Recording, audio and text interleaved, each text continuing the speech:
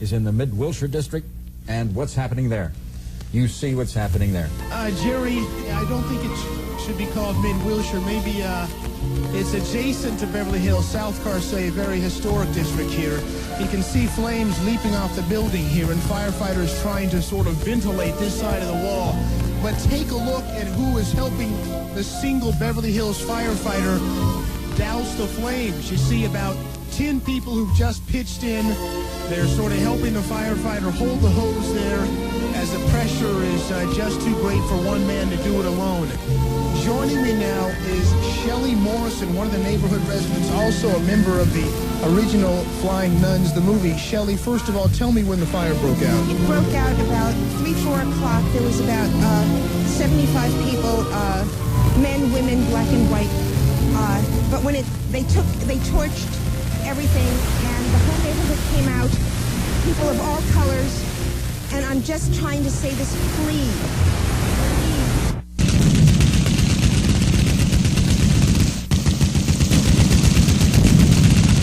Lives are now ruined all over the country. If you could have been here earlier, people risking their lives for our homes, black people, Hispanic people, Asian people, it didn't matter, we're all people. We've got to stop this and help each other. Shelley, you were one of those concerned that the firefighters didn't arrive here quickly enough. They came and then they left because they said there were no lights. Well, you know, it's too bad. Woke up there. Yeah, Sorry about that. because she had such an important message, and she's basically doing what so many people tonight want to do after watching this in its second night and say, enough, and let's all calm down, let's take a step back, and that's the sentiment out there on the street. People That area, not Mid-Wilshire, was just east of Beverly Hills. Mankiewicz is downtown. Okay, and we're moving now to KTTV Channel 11 for another live report. Or flashlights through certain areas. I have no idea what that would possibly mean, whether it's good or bad, but automobile traffic at least is tremendously diminished, and that's somewhat of an encouraging sign. Jim, we are looking at what amounts to a bucket brigade down there. People running across the street, throwing buckets of water on this fire. Very similar to what we saw at the camera shop before, although they don't have the luxury of a hose. Perhaps we're getting a sense of an equal outrage of the citizens, the vast majority of the citizens of this community, who are saying no more. And we're going to protect, and we're going to stand up. And we can only hope that it's drawn to a close. I don't know whether you can see it from your side of the helicopter, Jim, or not.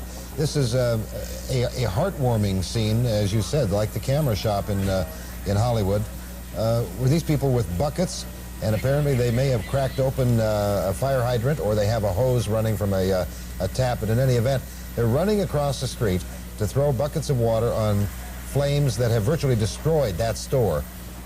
This is like, you know, spitting in the ocean, if you would, because the fire has already gutted the building. But these people seem to be making a statement.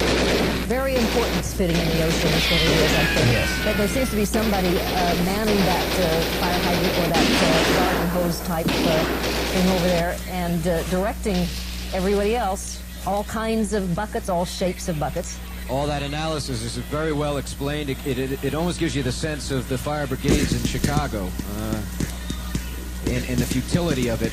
And this structure not only can't be saved, it's already destroyed, and it is a symbolic gesture. And also one, I'm sure, of residents from preventing it from spreading. I see to the east of us, and I'm going to try and bear with us on the video. It might be a little shaky initially and a little dark at first. But we're going to come down the same street, and we're going east on it. We see another major fire that's occurring on east and on the north side of the street. I cannot see, again, any fire apparatus that's there. We did see... Jim, let me, yes, if I Chris. can, interrupt you for a moment. We've got contact again with Sheriff Sherman Block, so listen in, Jim, and we'll talk to the Sheriff. Sheriff, thank you, first of all, for joining us. Second of all, we have had these hundreds and hundreds of fires. Do we know who is starting them?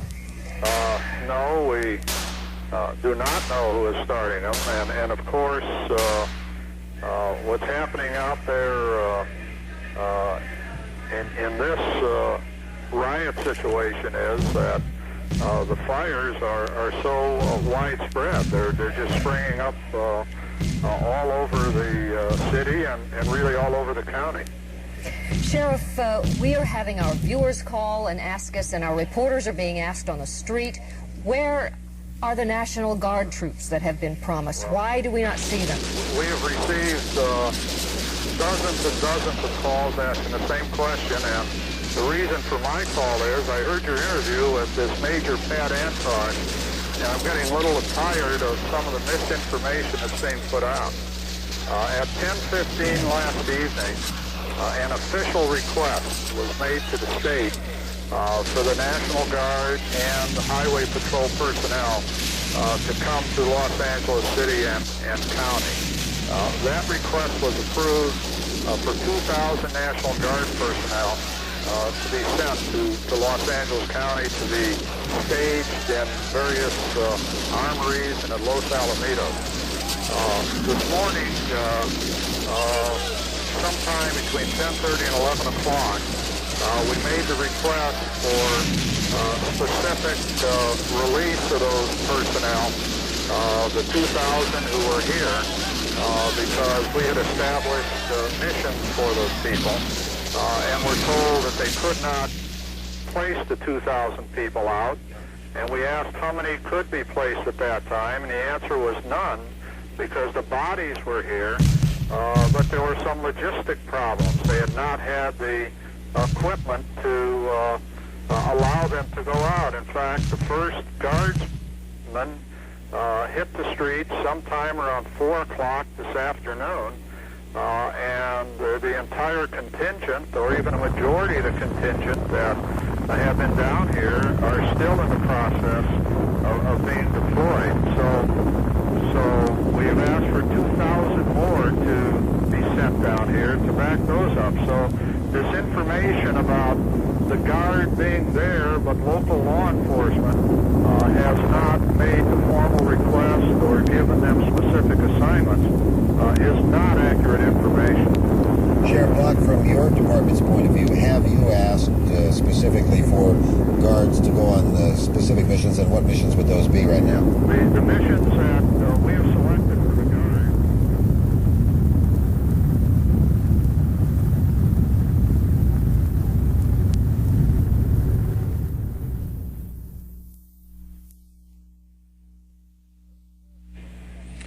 Sheriff, a couple of questions about some deputy-involved shootings. Yes. On East Florence, 1575 East Florence, a wounded man there. The other, a riot-related incident, suspect wounded at 107th and Buren Avenue. What's the status of those two incidents? Well, I don't have the specifics. All I report that there were these shootings. Gunfire was exchanged.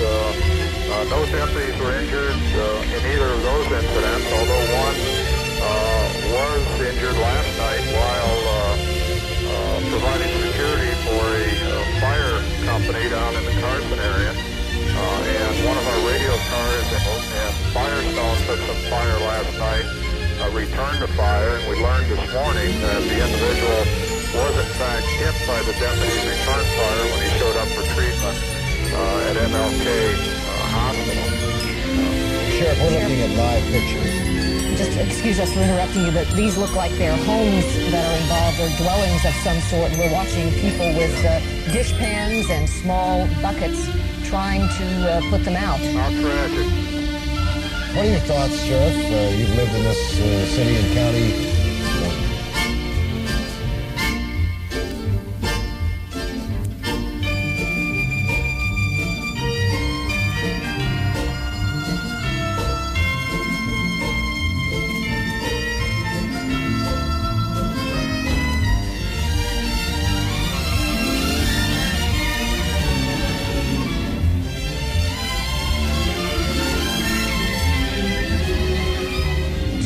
Put them out. How tragic.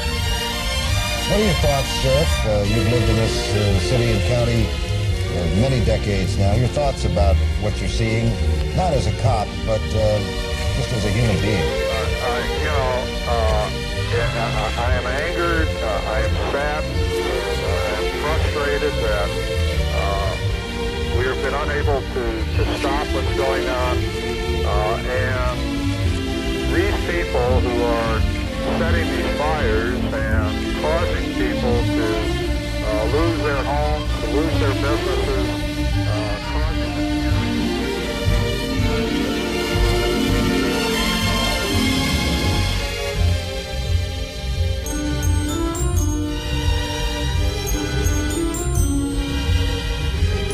Joining me now, Neil Kamenkirk, one of the people that lives next door. Neil, what happened? Well, they came by here and came back from over there.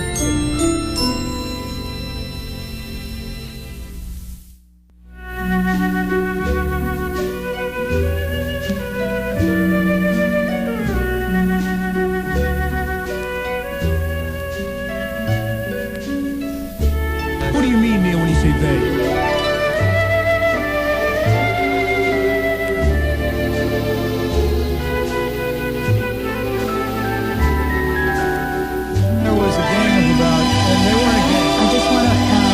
With the reports from La Cienega and Pico, West Los Angeles. Back to Channel 9. Down the Radio Shack, and they'd already been here last night. And they ransacked it, took everything out.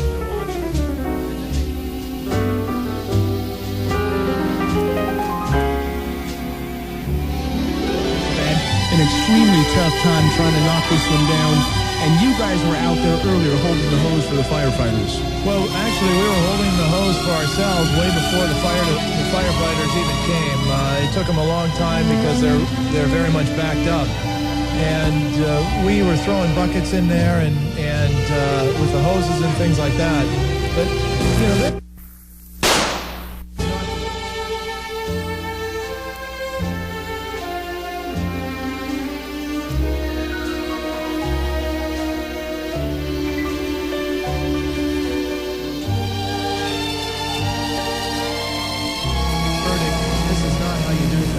things have to be done differently than this, and this is not the way to solve problems. Neil, your concern is that the flames might leap, what, across the back of the parking lot here to the structures where most of you guys live over on the other side, correct? We live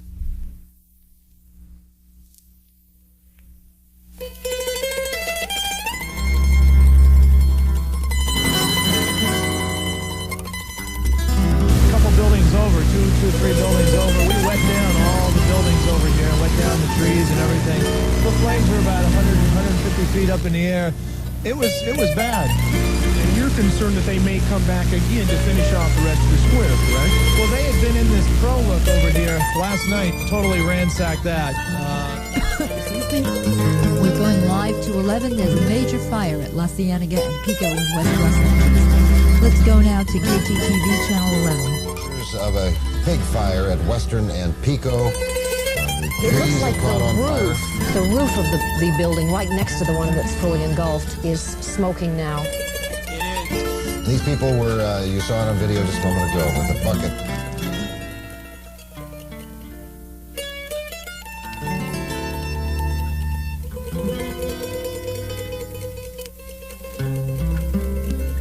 Out in the gutter, trying to fill the bucket.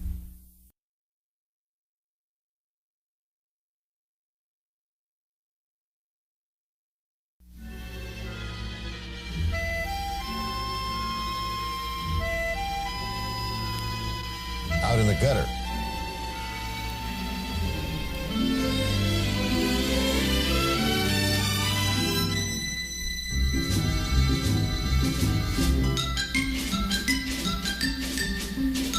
Out in the gutter.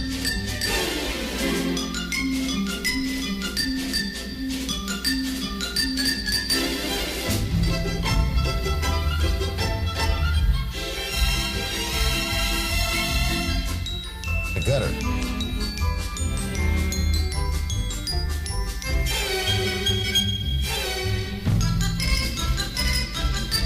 Out in the gutter.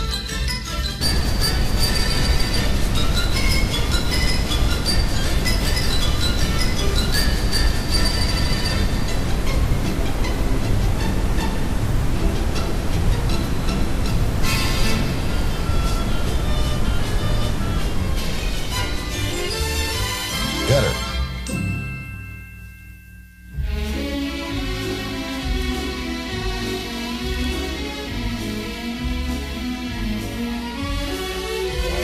throw it on the fire. And there are fires not only at that big one right there at Western and Pico. Jim, we heard you trying to get in there. Come ahead. I'm going to say, to give you a sense of the ferocity of those flames, they are shooting embers about, I'd say 200 to 300 feet above our spot where we're hovering, which, as I read the altimeter, is about 1,300 feet. And they're shooting embers at least 300 to 400 feet above us. That is the ferocity of the...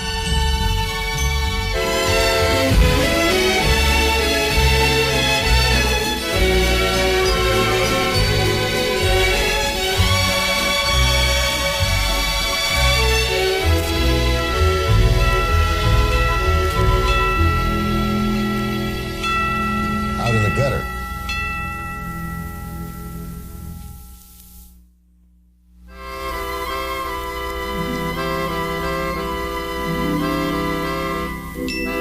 The targets, but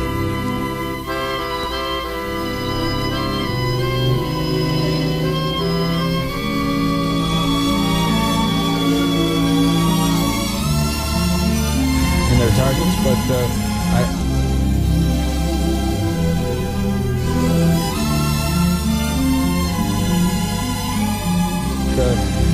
I see no indication. There are new fire.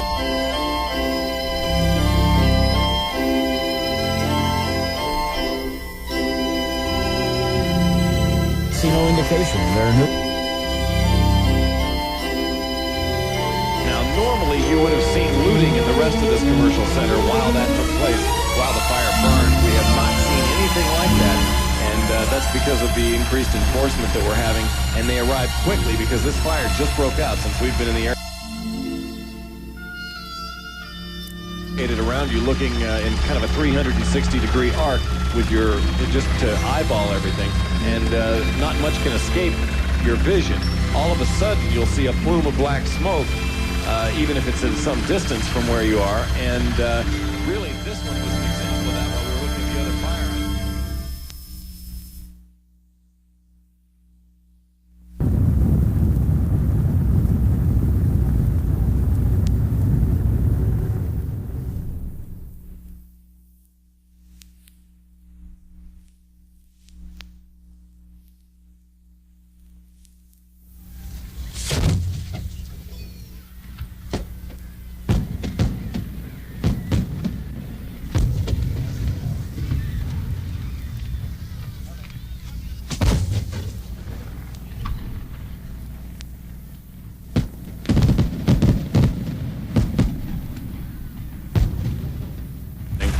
Not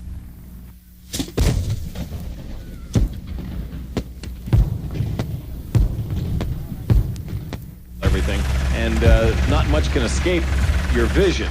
All of a sudden, you'll see a plume of black smoke, even if it's at some distance from where you are. And really, this one was an example of that while we were looking at the other fire. We noticed it over here to the side. So this fire went from just starting to the condition that you see it in right now in about a span of 10 to 15 minutes. So that's amazing. Fairfax and Whitworth. We're going to go now to KCAL Channel 9 for a report. Mid-Wilshire District. They ripped open, Andy, can you zoom in there, those money-quick ATM machines. They ripped it right off the wall there to try to get the money.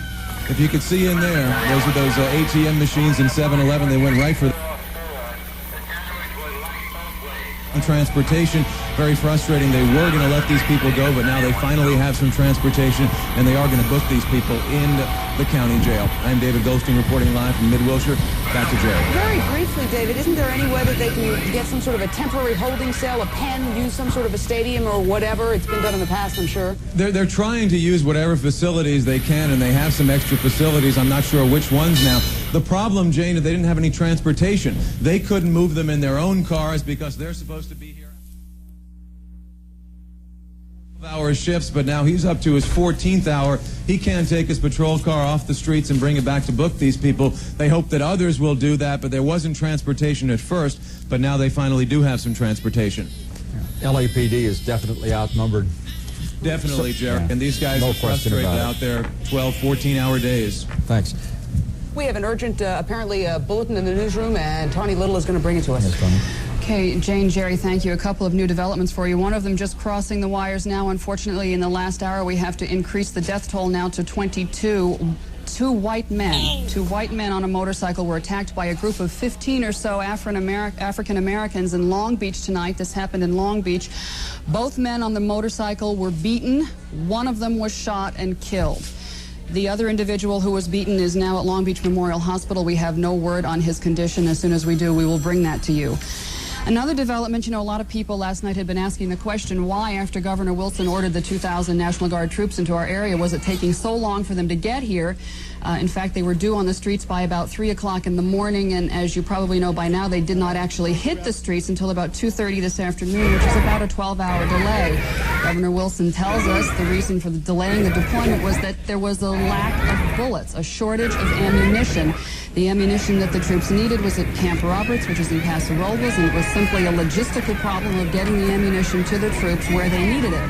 When the governor found out about this, he ordered the troops into action, as it were, with what ammunition they do have. The governor said about this that she was happening, and it will not.